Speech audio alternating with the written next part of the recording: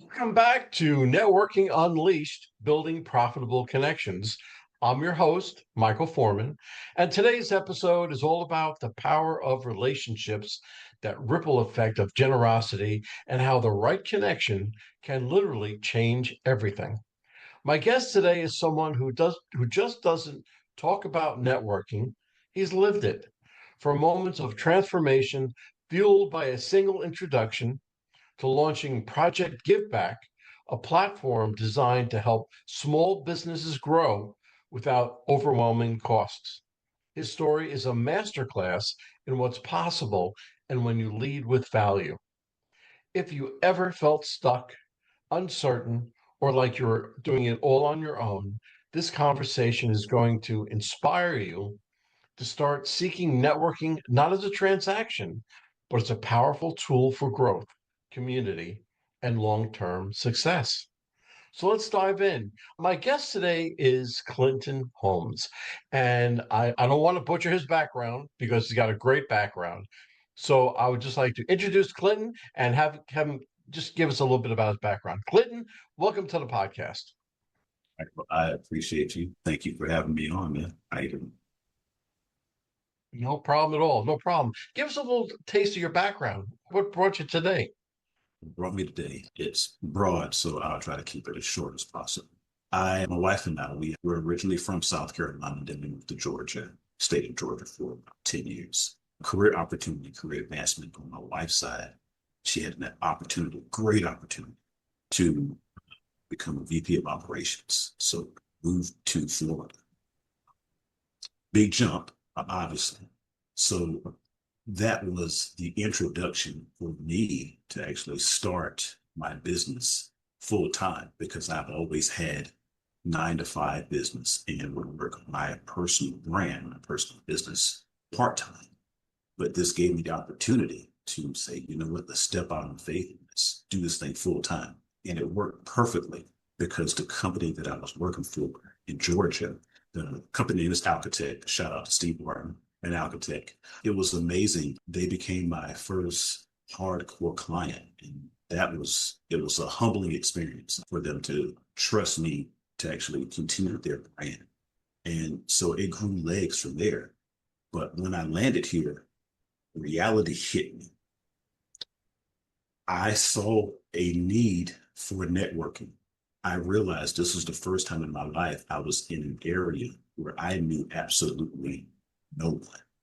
I got on, of course, LinkedIn and looked at local community groups, joined the local chamber of commerce in Tavares, and I started actually networking. And it was an amazing experience because you would think it's transactional, right? It would think it's, hey, here's my business card. Hey, here's your business card. Okay, let's do some work together. It wasn't like that. It was individuals who listened to my story, celebrated, gave me amazing advice, and it grew from there. So it grew from, hey, you're just a guy who's in a new land, new place, trying to grow your business to being on podcasts, being on radio shows, being invited to corporate events. It was just an amazing experience. And it wasn't the atypical transactional experience that I was told. So I had the absolute wrong experience or the wrong ideology of what networking was supposed to be. I got a real taste of pure networking, and it was about connection and growth. And I'm floored. And when I ran into you, I was like, okay, I have to be on Michael's show because he's all about network. So that's why I'm here. I'm here to grow. I'm here to learn. And I'm just humbled, man. I'm really humbled. That's all fantastic. And I have found that really ever since the pandemic, that when everybody was shut indoors and they relied on Zoom and their cell phones and everything else, before then, everybody was into building their client, their customer list. But now it's more about relationships Mhm. and who you connect with and how you connect with them. And I always said that more importantly than meeting the person is the follow up. How do you follow up with the person? Yes. So we'll get into that later on because I'm sure they'll have something to say about that. But let's start with the questions, okay? All right. You said that networking changed the game for you. Can you take us back to a moment when a connection truly transformed your path? Yeah. So first networking event that I've been to, Cam Madison, he reached out to me on LinkedIn, and I thought it was a regular LinkedIn pitch, obviously, but it was an authentic gentleman who was doing local networking here in the greater Orlando area. So I'll never forget it. I actually went to the event. It's okay. You know what? I'll do it. I'll just break the ice. I need it. I know I need it. Let's go. Networking event. By the way, Michael, I'm an introvert. A lot of people would never know that. So networking events will break you out of that really quick. So I went there. Will Bradley, he was the first person I met. I got there first because I'm that get there first guy. So I got there first, and Cam was like, "Oh, you're early." That's just who I am. So got there, got my bearings together, and Will came in. Will happened to be in marketing as well. Now, Will does the SEO, the pay per clicks, and the paid ads. So he's on that side of marketing. I'm more so on the branding, content creation side of marketing. So obviously, he and I, it was an instant connection. And the way he interacted and the way he gave me strategic advice on how to scale. And when I use the word scale, it's not about, oh, I'm at 5,000 a month. Okay, now I'm going to scale to 50,000 a month now. Scale meaning, okay, this is what you can do to really maximize what you are trying to accomplish, the audience that you are trying to attract. Because will I accept $1 billion year companies? I sure would. But my core and my heart are for people like myself, the people that just started out or the smaller businesses. They really can't afford that 75K a year marketing guy, but they need that 75K a year marketing work. I'm the guy to intervene and help. But after talking to Will, he gave me so many different approaches and so many different strategies that I could implement. It just blew my mind. And then, of course, after he and I were talking, then more people came in. And every single person I talked to gave more nuggets of advice and more nuggets of knowledge. Not one person said, by the way, buy my stuff. Here's my stuff. Give me this. Give me. Not one person. Everybody actually fed into me. And it was amazing. And that is the best experience I've had as far as networking or my first introduction to networking that I could have hoped for.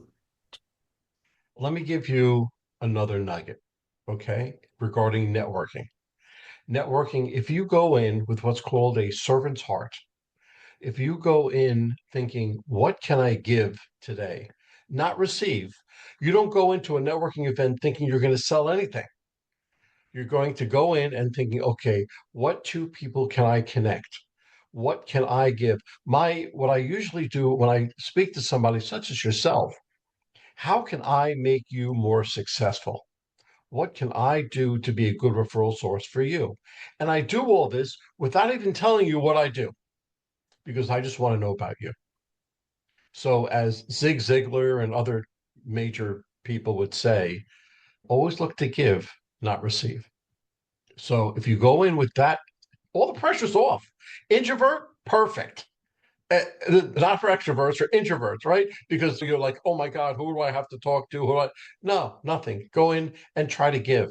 And once you give, people love to talk about themselves and people love to share their knowledge with somebody else. If you ask them, because that means that they are, they've made it and they're trying to help you. So that's a little nugget for you to remember. Okay. So what mindset shift had to happen before you started seeing real results from networking? I had to realize I needed a different perspective in order to get to where I need to be. Does that make sense? Sure. Yeah, you can build something as an individual, and in your personal world, it works, and you can have a little success, and it works until you're placed in an environment like this. When you're placed in that right environment, the proving ground, the real testing ground, that's when it shows, oh, you missed a step, or you missed this lesson, or you need this strategic partner. That's the mindset shift that I've had and continue to have. I realize there's a lot of room as far as I have gone, and I am so humbled, and I thank God for the knowledge and wisdom that He's given me. And now I'm in a place of learning, because a great part of my life, I've been the coach, I've been the mentor, and I'm 50 years old now, and it hit me. I've never had a mentor in my life. So the mindset shift that I have now is, oh, wow, now you get to have a mentor, and you need it, and now you see it. There's no more, okay, I got this and I can do this because I've been successful in my past. No, my mindset now is, okay, I am now the student, and it's humbling. And I thought it was scary at first, but it's not. That's just excitement that I'm feeling, because I know where I can go from here. And so it's just taking my mind to a whole different place. So yeah, so that's the mindset shift that I have now. Is I've become the student now, where I've Well, always been the teacher. you don't realize how important a mentor truly is.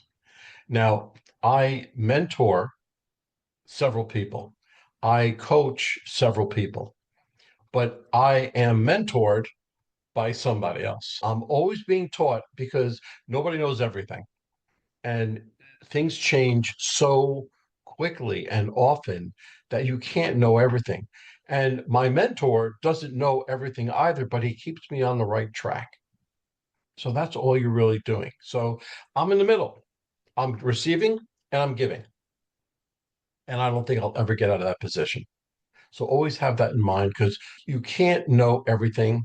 You don't know everything. And every time you go to a networking event or something else, you're learning something. If you don't learn something every day, you're not doing your job. Exactly. Okay.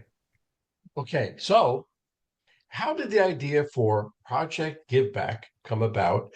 And what problem were you solving for small businesses? Project Give Back. That is a love letter. Really, it's really a love letter. It was when I came here and I gave you the picture of the minor struggles. It's like, okay, new place, new land, have to build my brand, build my business, build, scale. And then one day it hit me, and I want to say it was divine. I was reminded that's not who I am. That's not my personal brand. My personal brand is giving more than I get. I've always been that person, from volunteering at local parks and recreation to volunteering time at churches, helping churches grow, building this, building that.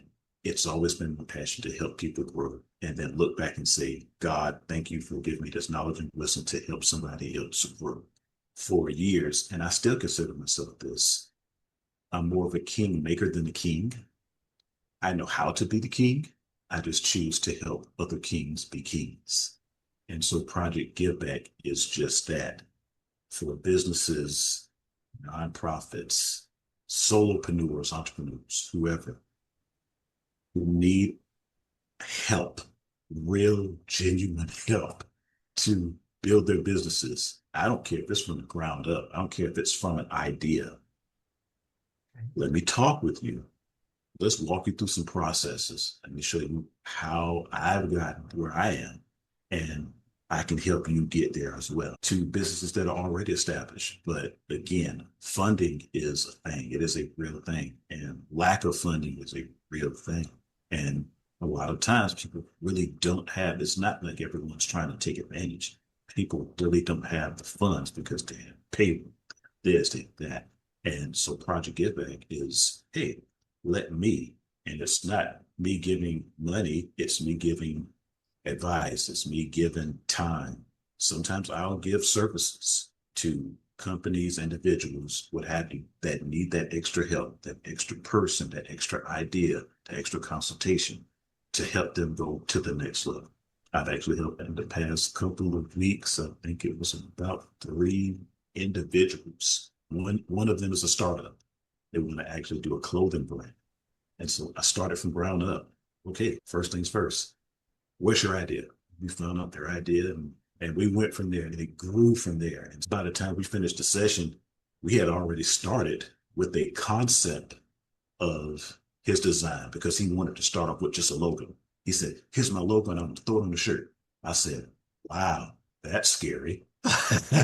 and, and he was like, well, what's wrong? I said, okay. I said, put it like this, a logo without a brand or identity is like putting a gigantic, beautiful car in the middle of the road without an engine. It won't go anywhere. People may look at it, they may not, but nobody will get in it because they can't find the doors. They can't crank it up because it doesn't have an engine. You have to build something around this logo. A logo is basically pretty paint on the building. I said, let's build your brand. And so it starts like that. So Project Giveback is just my way of saying, hey, I know a lot of people can't afford larger marketing firms, larger marketing companies. You can afford me because I'm here and to and, help. ho- Because and that's hopefully they will come back to you. They said, exactly. look, you've given me enough information. So you know what? Let me just hire you, just even for a small amount. And that's the way it No, all starts. So it's that's a right. beautiful thing. And that's what we were talking about beforehand. Let's take this one step further.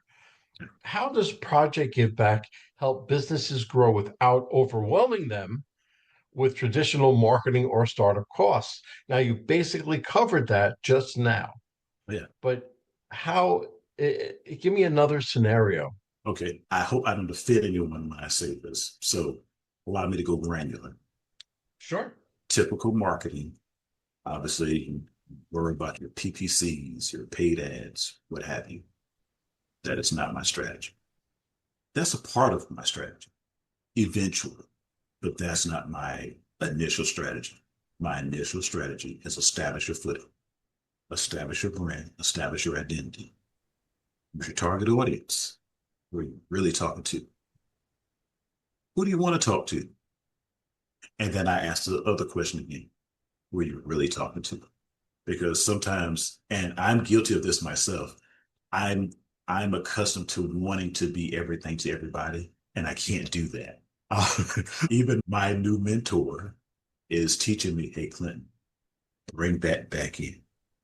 Yes, you have capacity, but conceptually, your capacity is too far out there. So I help individuals with that. Now, once I help them with that, then I start off instead of paid ads, Google ads, I go old school, local market. Hey, I tell you what, find a local event, join a local chamber of commerce, free information, free advice. So whoever was listening, free advice, free information. You would be amazed how much resources your local chamber of commerce will give you just by joining that local chamber of commerce. And it is a fraction of the cost of paying for a paid ad. Because a paid ad, I will tell you, one, if it's not set up correctly, you are going to lose a lot of money. Two, it depends on your niche. You will not be at the top of Google. I don't care what anyone tells you. Because again, depending on your niche, because you have individuals and companies who have a lot more revenue resources than your startup. So you're never going to be at the top. So instead of allocating your money there, allocate your money to local sources where you are. If you're in Orlando, focus in Orlando. If you're in Atlanta, focus on Atlanta. If you're in Florence, South Carolina, my hometown, focus on Florence, South Carolina. Focus on your local area, join your local chamber of commerce. Use those resources, start local, then grow. That's my number one. That's Clinton Holmes strategy 101. Start small, start local, and I promise results. Something, and you can almost guarantee your promise because if you start organically, you start your business organically, and then you could go for something else, but start organically, do word of mouth, go to those networking events, and just for the heck of it, you there's always something called that 30-second elevator pitch. Okay, elevator speech. And people ask me all the time, what's yours? What's yours? What do you have to do? I say, look, don't just give me a 30-second elevator pitch, because what is the purpose of that pitch? It's to get somebody's attention, to get a response from the person. So give them 5 seconds. Give them That's it. mainly what you do and have them respond to you like, oh, can you tell me more? Or, oh, what is that? Or, oh, that's all you're looking for. And then you go Exactly. into the rest, right? So that is the way that you do it. What role does networking play inside of Project Giveback itself? The role play that's actually it's almost I can't say almost it is a major role. It is the key component.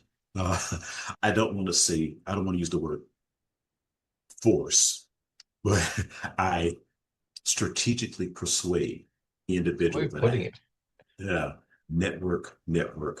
By the way, network again because I don't stop with me. I don't limit their resources and their knowledge with me. In fact, I teach them how to network or find connections through other sources aside from myself. I'm just a conduit. I'm the one that can teach you, hey, and again, I got to keep pointing this out. I got to keep pressing that button. Join your local chamber of commerce. I can't stress that enough. That is networking by itself because what that'll do, because most of those chamber of commerce, they have networking events. And you'll be amazed at the individuals that you meet in those events. It could be something as simple as a dinner, something as simple as breakfast or luncheon. And then that'll evolve into, hey, we have an event we would like for you to sponsor. They're not talking millions of dollars. They're not talking thousands of dollars. It may be $100, maybe only $50. Now, guess what? Your brand, your face, your name is right there with the major player. And all you had to do, get out of your shell and network with Clinton. Oh, Clinton teaches you to network with Bob at your local chamber of commerce. Then Bob teaches you to network with this person. So it is a major part. Networking is a major part of Project Give Back because, in essence, I'm teaching the individuals to give back themselves. Okay. What I hear you saying is that networking is a skill and a talent. And what do you have to do to, I'm going to say perfect it, but there's no perfecting networking. Okay. You have to practice, practice. And you shouldn't be afraid. Anybody that's listening or any of your first time people, you shouldn't be afraid to go out and network. Look, the first time you go out and network, you're going to suck. It's horrible. You're going to be so bad, right? But you're going to learn from it. And you take those bits of wisdom and you go to your next one and the next one. And pretty soon you're like, hey, you know what? This networking thing, it's not so bad. It's pretty good. Exactly. And once you start to enjoy it that much more, get the nerves out to you introverts. Okay. Once you get the nerves out of your system, then you'll start to have fun. When you start having fun, that's when you really start to network properly. Exactly. That's key. Okay. So you've built a platform that gives first. How has that philosophy of generosity impacted your own business and relationships? I've established my place in this very congested niche. That's that. And it honestly, that really wasn't the purpose because the purpose was, again, this is who I am at my core. But what happened is I established a position in most marketing firms or most businesses. One of the key questions is, What separates you from company XYZ? What separates you from every company in your niche? I find that separate right there. That's how I found it. And it just landed in my lap is basically, I honestly do not care about scaling. I, it means more to me to build relationship and build partnership because to me, that is worth its weight in gold. I can have 1.5 billion, but if I don't have 1.5 billion individuals who I've helped, then the entire market is messed up. Our entire structure is messed up. So I prefer to have more people because this world is big enough for growth. If more people grow, then we all grow. If more people who actually have their ideas, put their ideas out there, the more people will say, hey, maybe I can do it too. So it has established me as an industry leader or a thought leader in what I do. And this is a very crowded niche. Once you just say marketing, it's like everybody does marketing. What separates you? What separates me is honestly, I teach people at the core level and I teach them you don't have to be in this gigantic box over here. You can be in this nice box right here and still help thousands of people. Because guess what? If you have an idea, someone's just like you at one point. They have the same idea. Don't forget where you came from. Go back, bring those people up with you, and watch what happens. Watch what flourishes. Watch how it goes. Very good. What's the biggest misconception people have about networking today, especially when they're just starting out? I want to say the misconception that most people have, including myself when I first started, was it was transactional. I will say this, and this is how I know that what I'm doing is working. By the grace of God, is working. I'm starting to attract those transactional networking individuals.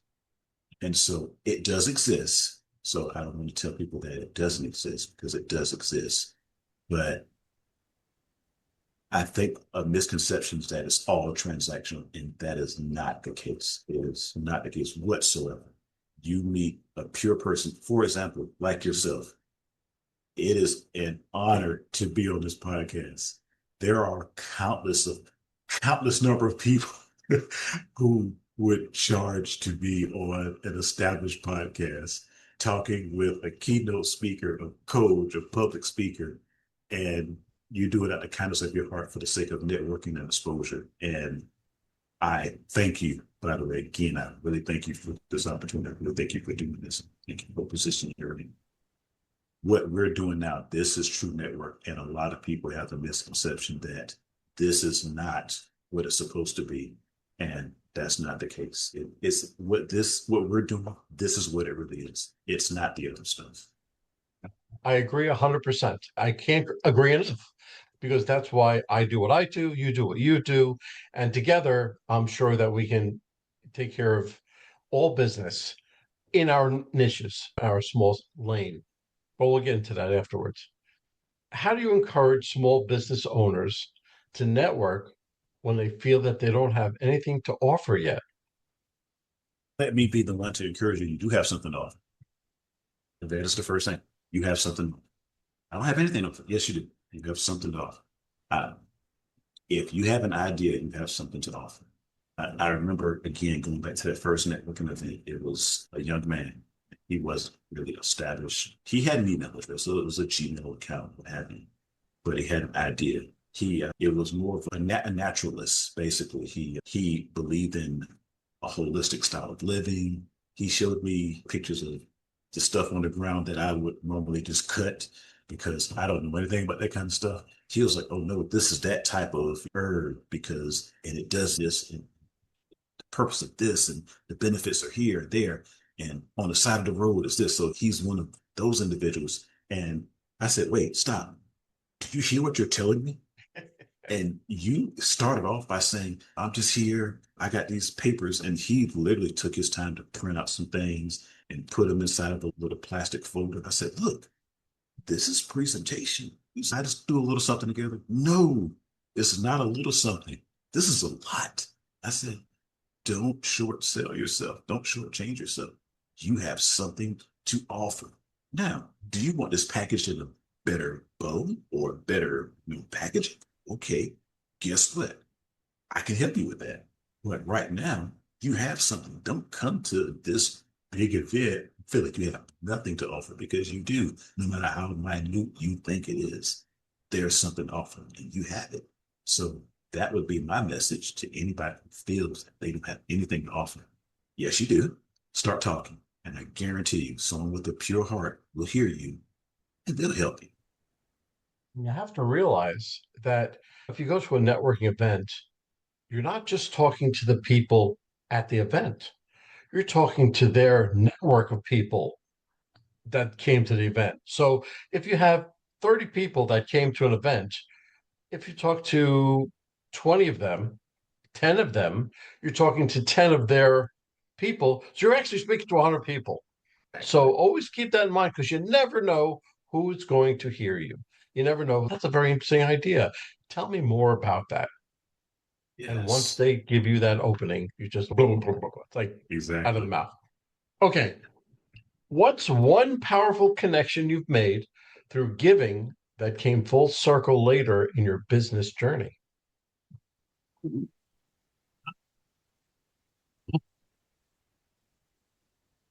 Trying to narrow it down. I'm trying to narrow it down. Wow, that's a hard question. It's an easy Thank you. question, but it's a hard question. Wow, am I giving? Okay, I got overwhelmed with the question. Okay. Sorry. Ask me another way because I you overwhelmed me with that because I was like, whoa, that's too much. Okay, Okay. so Just give me ask a connection that you've made that came full circle. So if a connection you've made and later on it came around and became fruitful for you. Art Bemis. Okay. I'm sorry, because like I said, it was too big. It was too much. Okay. Who's Art Bemis? Art Bemis. He's an older gentleman. He's from Boston. The company that I mentioned, Alcatech, who's now my number one client. Art Bemis rebranded that company. I was hired on during the same time, just before Art rebranded the company. So we're talking full circle.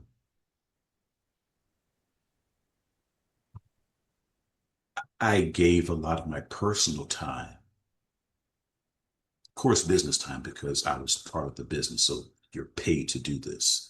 But I gave a lot of my personal time to learn what he had to offer.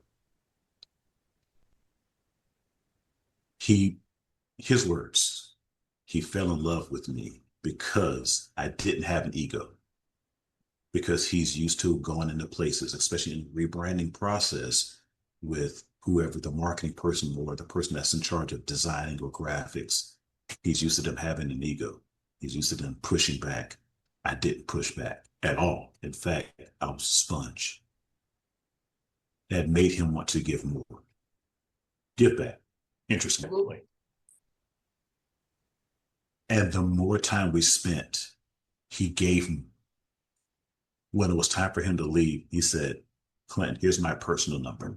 I don't give people my personal number. Here's my personal number. I want you to call me. If you run into any problems, be it here or your personal business, and he stressed that word, give me a call. The man's a genius.